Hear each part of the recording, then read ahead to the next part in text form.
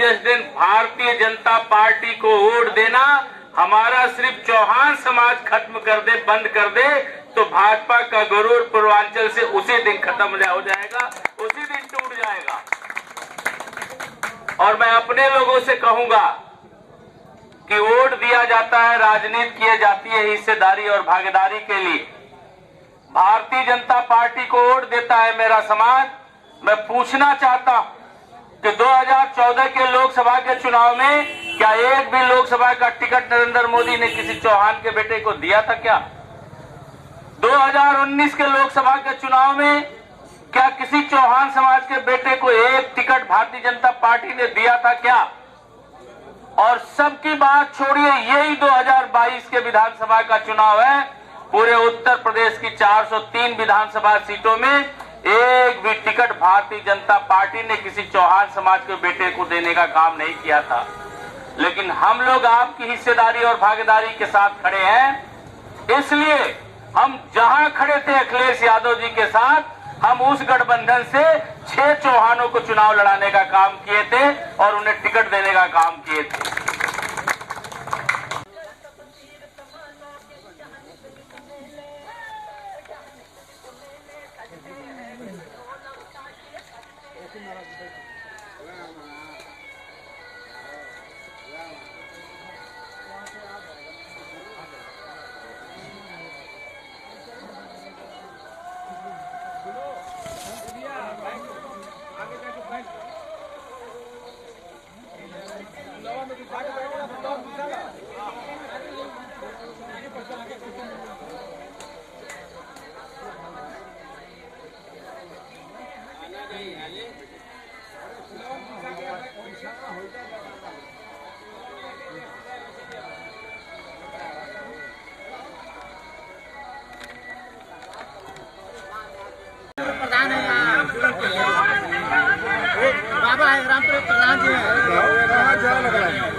ये वीरेंद्र चौहान जी है, अखिलेश जी है, सोनी जी है, चौहान जी जानते हैं।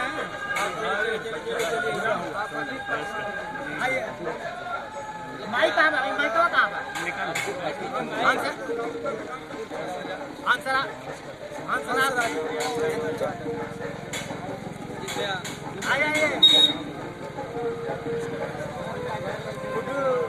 हमारे गांव से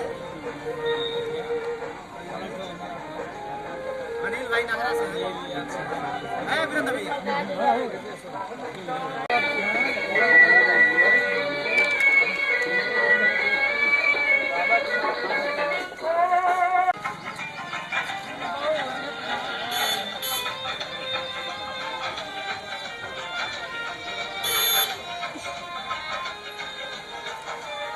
जनवादी पार्टी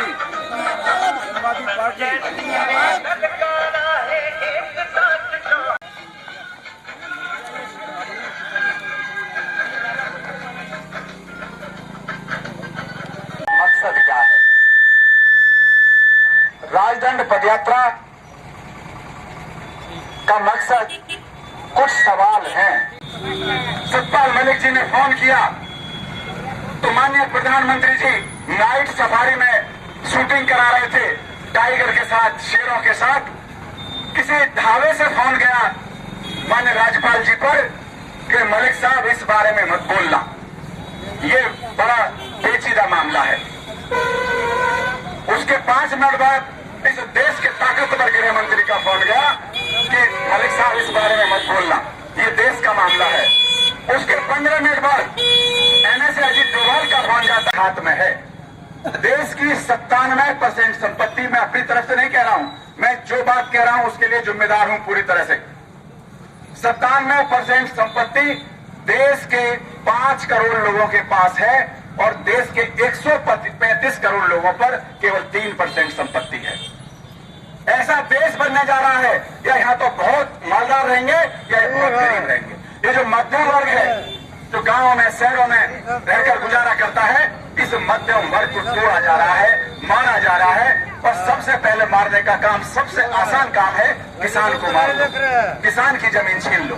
ये प्रश्न है हमारे। क्या प्रश्न गलत है हमारे? अगर आपको लगे कि हम सही प्रश्न उठा रहे हैं, इन सही प्रश्नों का जवाब दे रहे हैं, अगर इनका जवाब मिले तो क्या बुरी बात होगी? क्या किसी की शान में कोई गुस्ताखी होगी? माननीय नरेंद्र मोदी जी जो विश्व के सबसे ताकतवर प्रधानमंत्री की घोषणा करते हैं, हम उस विश्व के ताकतवर आदमी से पूछना चाहता है, एक किसान जिसके पास पहनने के लिए कपड़ा नहीं, जिसके पास हाथ पैर में चप्पल नहीं, वो पूछना चाहता है कि मेरी आमदनी दुगनी कैसी हो गई? ये ताकतवर प्रधानमंत्री मुझे बता के जाओ। ये प्रश्न है हमारा। पैसा अपने बांटते हैं, चोर है सब। जगह जगह शराब के ठेके खोल दिए, हर गांव में शराब के ठेके हैं। चरित्र कहां से रहेगा? एक तरफ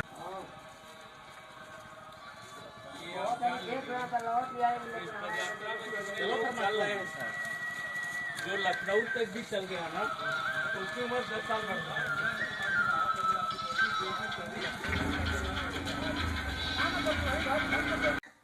मैं राजनैतिक पदयात्रा के बारे में तो बाद में बात करूंगा। पहले मैं ये जो इतिहास उन्होंने बताया उसके बारे में बात करना चाहता हूं। आज रानी की कोख से राजा पैदा नहीं होता, आज वोट से राजा पैदा होता है। और आप ऐसे लोगों पर विश्वास किए हुए हो जो आपके परों को लगातार काटते रहे हैं। आप सब भाजपा के वोटर हो, भाजपा को वोट देते हो। जनवादी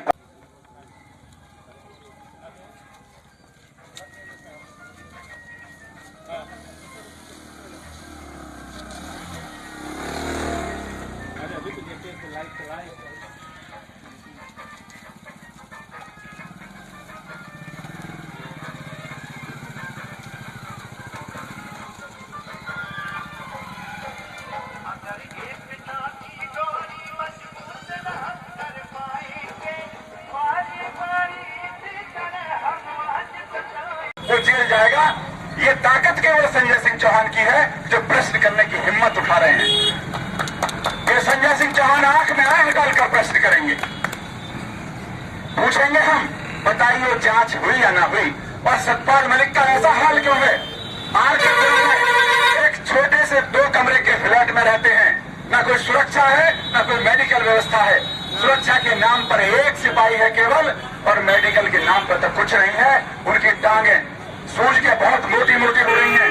हम बता देना चाहते हैं, 140 करोड़ देश के लोग बता देना चाहते हैं, अगर सतपाल मलिक की शान में कोई गुस्ताखी हुई, अगर सतपाल मलिक के साथ कोई अप्रिय घटना हुई, तो इसका जवाब प्रधानमंत्री को देना होगा।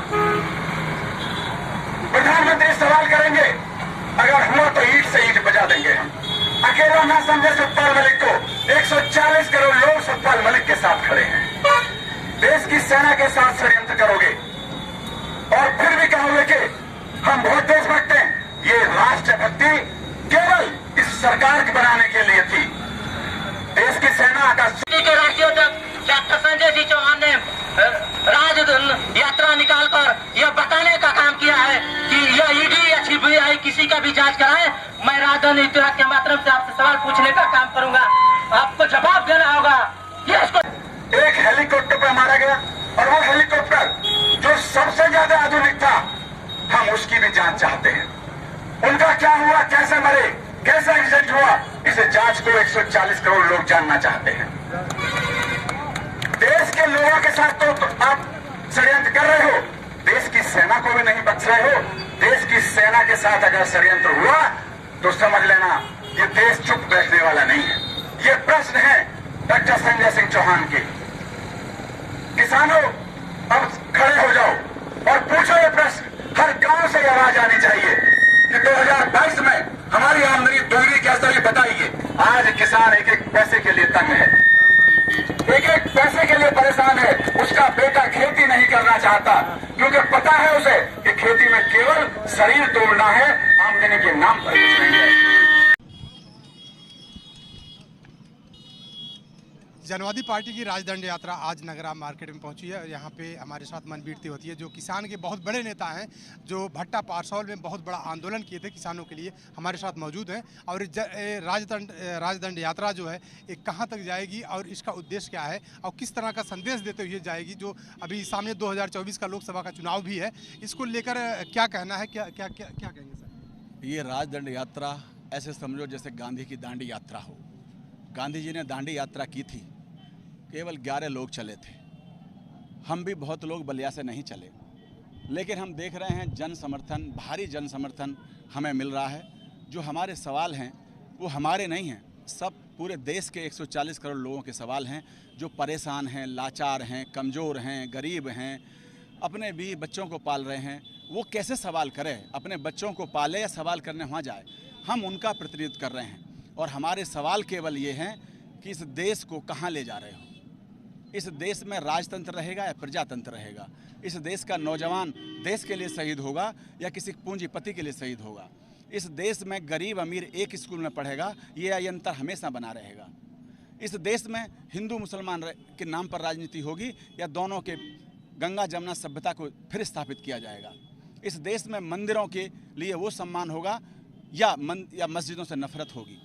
इन सब बातों को लेकर, महिलाओं के आरक्षण को लेकर, इन सब बातों को लेकर हम दिल्ली जा रहे हैं, देश के नहीं विश्व के ताकतवर प्रधानमंत्री से सवाल पूछने।